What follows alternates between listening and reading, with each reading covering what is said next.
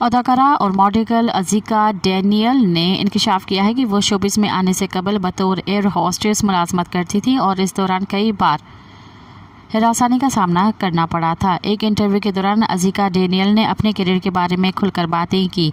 अदाकारा ने कहा कि मैं पहले एयर होस्टेस थी और इन दौरान मुलाजमत मुझे कई बार ड्रामा और मॉडलिंग की पेशकश हुई थी, जिस पर मैंने साल 2010 में एयर होस्टेस की मुलाजमत छोड़कर बतौर मॉडल अपने शोबिस करियर का आगाज़ किया और अपने पहले शूट के लिए जापान गई थी।